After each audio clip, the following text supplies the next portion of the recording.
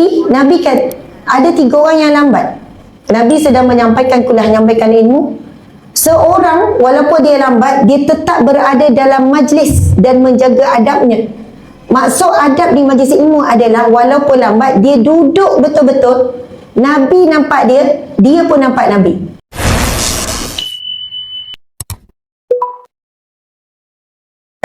Muhammad ibn Abdullah wa ala alihi wa ashabihi awliyaillah. Segala pujian bagi Allah. Sama-sama kita mengucapkan syukur dan memuji Allah dengan kalimat subhanallah walhamdulillah wa la ilaha illallah wallahu akbar. Jemaah sekalian, saya menyeru diri saya dan seluruh jemaah sama-sama kita ucapkan subhanallah, sama-sama semua tentang subhanallah walhamdulillah wa la ilaha illallah wallahu akbar. Subhanallah walhamdulillah wa la ilaha illallah wallahu akbar. Subhanallah walhamdulillah wa la ilaha illallah wallahu akbar. Saya mengajak tuan-tuan puan-puan jemaah yang dimuliakan sekalian kerana di sana memang ada hadis Nabi SAW. Nabi SAW bersabda, apabila adanya majlis-majlis ilmu, apabila adanya majlis-majlis zikir, majlis ilmu ni samalah kedudukan seperti majlis zikir. Lalu ada malaikat yang akan mendatanginya dan malaikat itu berkata, wahai para malaikat di sini, di sini. Ini Nabi bercerita. Ada malaikat tugas dia mencari majlis ilmu. Lagi-lagi dibuat di rumah Allah, di masjid. Walaupun masjid yang sementara, kira masjid lah ni. Walaupun sementara dari sudut syarak masjid.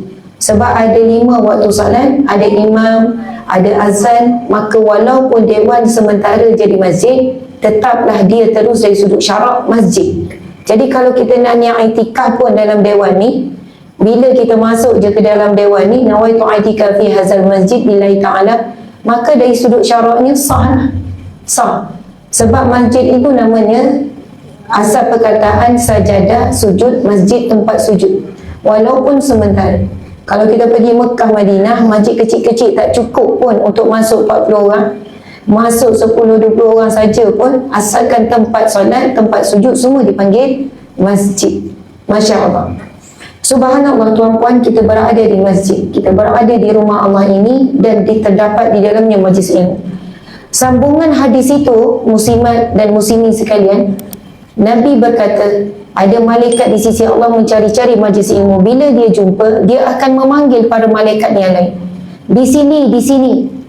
Maksudnya ada di sini majlis ilmu ni. Lalu para malaikat datang memenuhi sehingga sayap mereka berlapis-lapis sampai ke langit. Nabi kata, terlalu ramai, tak boleh nak dihitung. Tak tahu nak bayang macam mana ramainya daripada majlis ni. Sampai mereka ni padat ramainya, malaikat berebut-rebut hadir sehingga sayapnya Nabi kata bertingkat-tingkat, berlapis-lapis sampai ke langit. Manusia tak akan boleh sampai ke langit canggih macam mana pun. Tempat tinggal para malaikat, tempat tinggal para nabi, roh-roh orang soleh. Mudah-mudahan kita wafat esok, kita meninggal esok, roh kita akan bersama dengan roh-roh orang soleh di langit. Amin ya rabbal alamin. Subhanallah. Kemudian apabila, panjang hadis ni memang panjang, apabila malaikat ini kembali ke sisi Allah, Allah bertanya, apakah yang hamba-Ku perkatakan? Allah tanya malaikat yang hadir di majlis ilmu, apakah yang hamba-hamba-Ku perkatakan? Lalu para malaikat menjawab, ya Allah, mereka bertasbih kepadamu, mereka memujimu, mereka bertahlil kepadamu dan mereka bertakbir kepadamu. Iaitu kalimah yang saya ajak tuan-puan sebut tadi, subhanallah, alhamdulillah, la ilaha illallah, Allahu akbar. Allah tanya apa yang kita sebut dalam majlis Allah ini, dalam majlis ilmu ini. Lalu para malaikat menjawab, mereka menyebut subhanallah, alhamdulillah, la ilaha illallah, Allahu akbar. Sekiranya penceramah tak ajak sebut pun dan kita tak sebut pun dalam majlis tersebut, mana-mana majlis ilmu kita hadir, tak ada pun kita berzikir. Tetapi sesungguhnya sepanjang kita berada di majlis ilmu itu, memang kita menyucikan Allah, membesarkan Allah, mensyukuri Allah dengan perbuatan kita, dan membesarkan Allah dengan takbir dan mentahlilkan Allah dengan la ilaha illallah. Walaupun tak sebut secara lafaz yang jelas, tapi eloklah kalau kita boleh sebut dalam majlis ilmu kalimah ini, sebab malaikat akan bagi report, bagi laporan bila Allah tanya, apakah yang hamba-Ku perkatakan di majlis itu. Subhanallah. Kemudian Allah bertanya lagi, apakah yang mereka itu mahukan? Allah tanya malaikat, apa yang manusia itu mahu? Susah payah pergi majlis ilmu tu, apa yang mereka nak?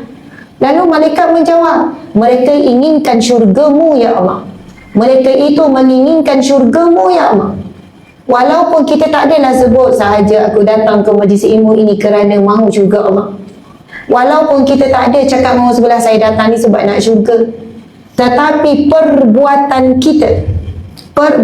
kita datang, tinggalkan rumah, tinggalkan tempat rehat, tinggalkan katil dan sebagainya untuk hadir ke majlis ilmu ini adalah bukti yang sangat kuat bahawa kita semua nak syurga Allah. Sebab itu bila Allah tanya apa yang mereka nak, lalu malaikat jawab, mereka inginkan syurga-Mu ya Allah. Kemudian Allah bertanya, adakah mereka pernah melihat syurga-Ku? Tidak ya Allah. Bagaimana kalau aku perlihatkan syurga-Ku kepada mereka?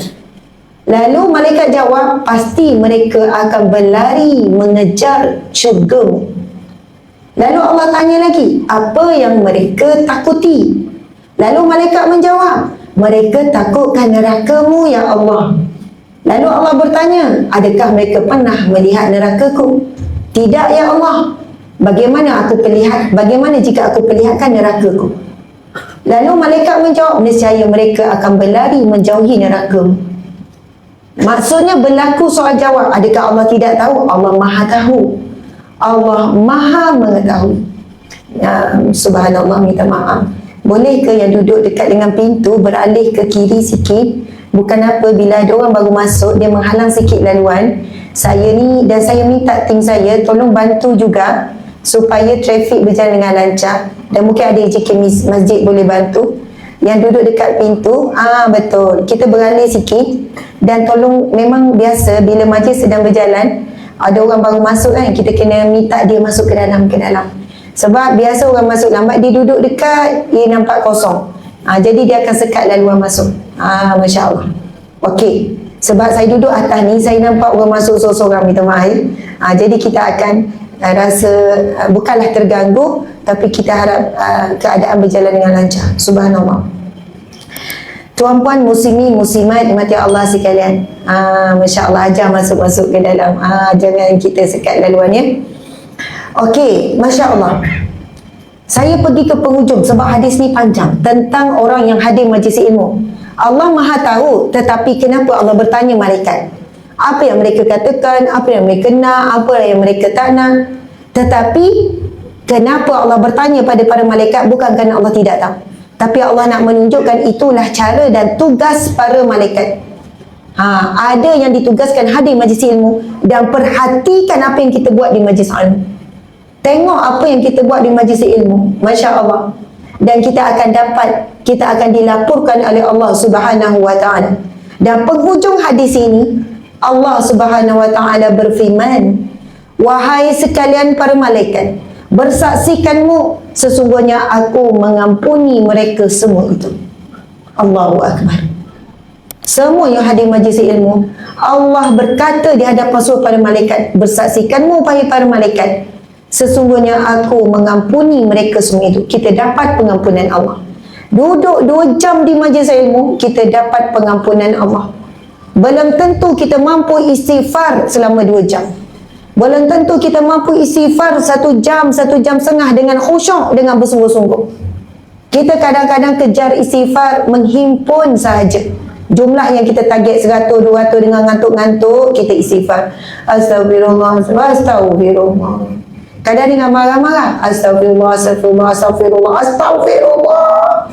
Marah cucu tengah bergaduh, astagfirullah. Buat untuk nak cubit ke apa ke. Bukan senang kita nak istighfar dengan betul-betul mengharapkan pengampunan dan taubat dengan Allah. Tapi yang berada di majlis ilmu, Allah berkata di hadapan para malaikat, bersaksikanmu wahai para malaikat, sesungguhnya aku mengampuni mereka semuanya itu. Lalu malaikat bertanya pula. Tadi kan Allah bertanya, malaikat pula tanya. Ini ujung-ujung dah hadis ni. Saya dah tinggal sikit tengah. Hadis ni panjang. Ini hadis sahih riwayat Bukhari. Kemudian malaikat bertanya, ya Allah, ada yang datang ke majlis ilmu itu bukan kerana-Mu, bukan kerana Allah. Mungkin dia datang sebab terpaksa. Mak dia terpaksa datang. Mari pergi hadir dengar ustazah semacam. Mungkin ada yang datang sebab nak selfie. Mungkin ada yang datang nak tengok ustazah depan-depan. Sama tak dengan telefon. Tu yang kadang macam-macam jumpa saya, ustazah besar punya yang kecil. Ada yang kata ustazah kecil yang kan besar. Ada yang tengok sama dengan telefon. Ada datang sebab nak buat pengesahan-pengesahan tu. Apa pun tujuan, marilah kita betulkan niat kita datang kerana Allah, mengharapkan redha, rahmat dan keberkatan daripada Allah. Yang niat-niat lain tu boleh sampingan sahaja. Kemudian bila malaikat bertanya, ya Allah, ada yang datang bukan kerana-Mu, maksudnya bukan semata-mata kerana-Mu, ataupun dia datang sebab terpaksa ke, kawan tu ajak-ajak, malulah nak tolak. Sebab kalau ajak pergi makan laju, ajak kuliah kan nak jawab tak nak, sakit urat ke apa kan. Akhirnya dia datang juga walaupun terpaksa. Subhanallah. Lalu Allah menjawab, sesungguhnya mereka itu walaupun datang bukan betul-betul ikhlas kerana Allah, tapi mereka berada bersama-sama dengan orang-orang yang tidak akan dianiaya Allah. Maksudnya walaupun niat dia bukan betul-betul ikhlas kerana Allah, sebab ajakan, sebab terpaksa ke apa ke, sebab tujuan-tujuan lain ke, sebab nak makanan free ke, kan lepas habis kuliah nanti dapat makanan, contoh kan. Subhanallah, Allah kata sesungguhnya mereka itu bukan berada bersama-sama orang yang mendapat penganiayaan, maksudnya dalam keselamatan. Masya Allah. Saya suka untuk membaca hadis yang kedua, iaitu adab berada di majlis ilmu. Saya sebutkan ini menjadi panduanlah kepada kita, bukan kepada penganjur saja. Penganjur kadang dah berusaha dah ni kan, tetapi kadang-kadang orang yang hadir tidak faham. Masa ni ketika ini Nabi sedang menyampaikan ilmu di Masjid Nabawi. Kemudian ada 3 lelaki yang lambat. Jangan terasa pula yang datang lambat tu ya. Ini bukan sebab ustazah peli saya ke yang datang lambat ni. Lambat ni banyak sebab, kita faham. Tak ada masalah lambat. Yang penting masuk juga. Subhanallah. Jadi Nabi kan ada 3 orang yang lambat. Nabi sedang menyampaikan kuliah, menyampaikan ilmu. Seorang walaupun dia lambat, dia tetap berada dalam majlis dan menjaga adabnya. Maksud adab di majlis ilmu adalah walaupun lambat, dia duduk betul-betul. Nabi nampak dia, dia pun nampak Nabi. Sebab ada orang dah lambat, dia cari tiang, duduk belakang tiang. Dia duduk jauh-jauh, ujung-ujung, bucu-bucu, belakang tabir ke, celah-celah ke. Senang nak main telefon. Senang juga kalau nak tidur. Senang juga kalau nak keluar pun tak perasan. Kalau rasa dah boring, contohlah. Sebab kalau duduk ngadap macam ni, kita lebih berjaga, lebih menjaga adab. Betul tak? Sebab saya pun nampak, muslimat pun nampak. Lepas tu yang kedua pula, sebab tiga-tiga lambat. Yang pertama, walaupun lambat, dia duduk dalam majlis betul-betul. Yang kedua pula, dia duduk belakang-belakang. Mungkin belakang tiang ke, ataupun bucu-bucu ke. Maksudnya, Nabi pun tak nampak dia, tersembunyi. Manakala yang ketiga, sebab lambat, dia langsung tak masuk. Lambat, malu nak masuk, tak apa, lain kali lah. Selesai Nabi menyampaikan ilmu, Nabi pun bersabda, maukah kamu saya ceritakan tentang perihal 3 orang lelaki tadi? Yang pertama, iaitu yang datang walaupun lambat, dia duduk dalam majlis, maka dia mendapat perlindungan Allah Subhanahu Wa Taala. Manakala yang kedua, dia malu belakang-belakang, maka Allah juga malu kepadanya. Bermaksud Allah tak pandang dia. Allah tak pandang dia, tak dapat perlindungan Allah. Manakala yang ketiga, dia berpaling daripada majlis ilmu, maka Allah juga berpaling daripadanya. Allah memalingkan wajah, Allah langsung tak memandang, Allah memalingkan wajah daripadanya. Jadi sebab itu kadang-kadang saya hadir majlis ilmu di masjid apa semua, saya minta muslimat duduk betul-betul. Jangan yang ni sekian-sekian, mana yang sakit duduk atas kursi tu tak ada masalah. Sama juga ayah-ayah muslimin sekalian, kadang-kadang kita perhatikan di masjid kan, orang dah tahu dah tu tiang siapa, dia tak boleh ambil. Lagi dia hidup tu tiang dia. Lepas je tak sempat imam berzikir, dia bangun dah jadi tiang dia, dah cop dah tempat dia. Itu dinding siapa, itu sekian-sekian. Tetapi yang sebaik-baiknya duduklah berhadapan dengan yang menyampaikan ilmu. Kalaupun kita mungkin tak faham apa yang disampaikan, ataupun yang menyampaikan tu sampailah dia mengantuk, tapi sekurangnya dia mendapat perlindungan Allah Subhanahu Wa Taala kerana dia menjaga adab di majlis ilmu. Subhanallah.